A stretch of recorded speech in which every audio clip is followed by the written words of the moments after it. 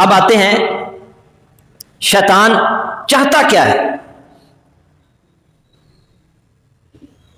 شیطان کی سب سے بڑی خواہش یہ ہے، وہ چاہتا ہے کہ جس طرح میں نے جہنم میں جانا ہے نا، میں سب انسانوں کو بھی ساتھ جہنم میں لے کر جاؤں. سب سے بڑی خواہش یہ ہے.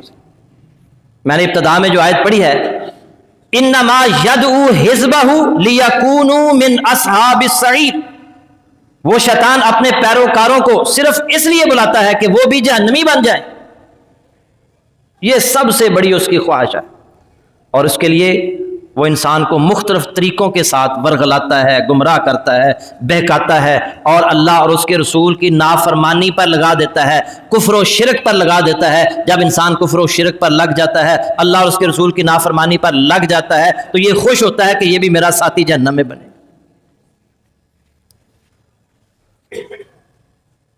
شیطان کی مختلف چالیں ہیں جو انسان کے ساتھ کھیل. سب سے پہلی چال، وہ انسانوں کو کفر و شرک میں مبتلا کرتا ہے، کیونکہ وہ جانتا ہے کہ مشرک جو ہے نا، اللہ نے اسے معاف نہیں کرنا. کوئی بندہ کفر اور شرک کی حالت میں اس دنیا سے چلا گیا تو پھر اس کی بخشش نہیں ہوگی، کیونکہ اللہ نے مشرک کے لیے جنت حرام کر دی. وَمَن يُشْرِكْ بِاللَّهِ فَقَدْ حَرَّمَ اللَّهُ عَلَيْهِ الْجَنَّةَ، جس نے شرک کیا اللہ نے اس پر جنت حرام کر دی اور شرک کی حالت میں اس دنیا سے چلا گیا.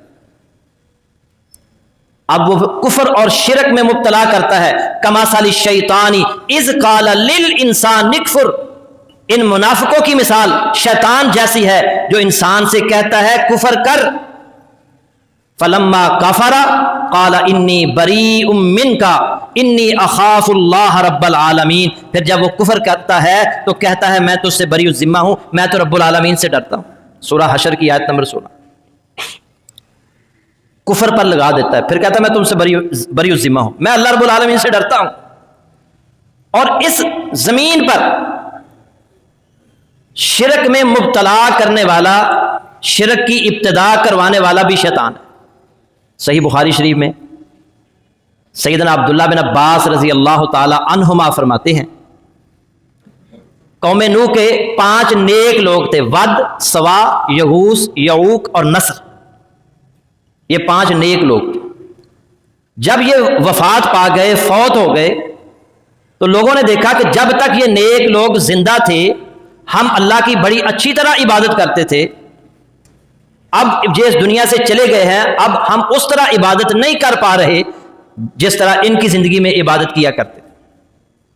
شیطان نے پھر ان کے ذہنوں میں یہ بات ڈالی کہ تم اس طرح کرو کہ ان افراد کی، ان نیک لوگوں کی مورتیاں بنا کر، بت بنا کر اپنے عبادت خانوں میں رکھ لو. جب تم عبادت کرنے کے لیے مساجد کے اندر عبادت خانوں میں آؤ گے تو ان کو دیکھو گے، ان کی تصویروں کو دیکھو گے تو تمہیں اللہ یاد آئے گا، تم اللہ کی عبادت کرو گے. چنانچہ جو نیک لوگ تھے، ود، سوا، یغوث، یعوق اور نصر، ان کے بت بنا کر انہوں نے عبادت خانوں میں رکھ لیے. ان بتوں کو دیکھتے، اللہ کی عبادت کرتے، اللہ یاد آتا. اور جب یہ نسل ختم ہو گئی، نئی نسل آئی تو شیطان نے ان کے ذہنوں میں یہ بات ڈال دی، یہی تمہارے معبود ہیں، تمہارے باپ دادا ان کی عبادت کرتے رہے ہیں، ان کو پوجتے رہے ہیں، یہی تمہارے حاجت روا ہیں، یہی تمہارے مشکل کشا ہیں، یہی بارش برسایا کرتے تھے. چنانچہ پھر لوگوں کو اس نے شرک پر لگا دیا. 1000 سال تک اس زمین پر شرک نہیں ہوا. 1000 سال کے بعد شرک کی ابتدا ہوئی اور شیطان نے کروائی. آج بھی کیونکہ شیطان کو پتا ہے نا کہ شرک ایک ایسا جرم ہے جو اللہ نے معاف نہیں کرنا، تو آج بھی اس نے مسلمانوں کو، کچھ ایسے لوگ موجود ہیں علماء کہلواتے ہیں، وہ لوگوں کے ذہنوں میں ڈال رہے ہیں کہ مسلمان شرک کر ہی نہیں سکتا، مسلمان مشرک ہو ہی نہیں سکتا، تم جو مرضی کرو، غیر اللہ کو پکارو، غیر اللہ کو مشکل کشا سمجھو، غیر اللہ کو حاجت روا سمجھو، تم سب کچھ غیر اللہ سے مانگو، تم مشرک نہیں ہو سکتے.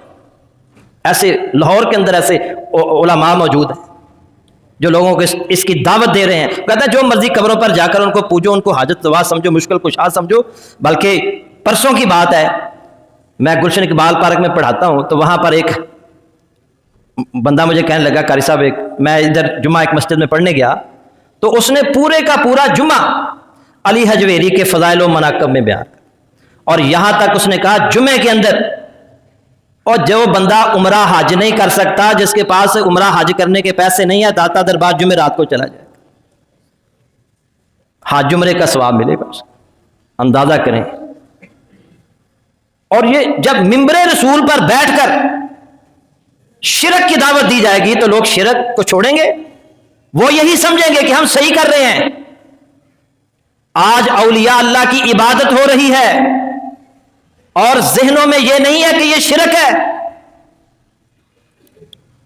علماء کا، یہاں کے علماء کا ایک وفد بغداد گیا اور پیر عبد القادر جیلانی رحمت اللہ علیہ کی قبر پر کھڑے ہو کر وہ ویڈیو وائرل ہوئی، وہ ایسے ہاتھ جوڑ جوڑ کر ان کو کہہ رہا تھا آپ ہی مشکل کشا ہیں، آپ ہی حاجت روا ہیں، ہم پاکستان سے آپ کے پاس چل کر آئے ہیں، ہماری مشکلیں حل کریں، ہمارے لیے آسانیاں پیدا کریں۔ اندازہ کریں علماء کو جب لوگ یہ دیکھیں گے یہ قرآن و حدیث پڑھنے پڑھانے والے غیر اللہ کے آگے مانگ رہے ہیں، تو کیا وہ شرک کو چھوڑیں گے؟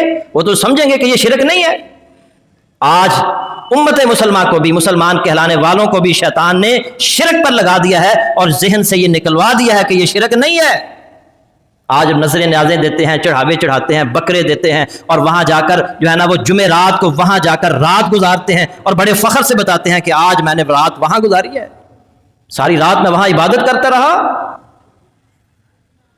اللہ تعالیٰ ہدایت عطا فرمائے۔ تو شیطان کا سب سے بڑا حملہ یہ ہے کہ وہ انسان کو کفر اور شرک میں مبتلا کرتا ہے۔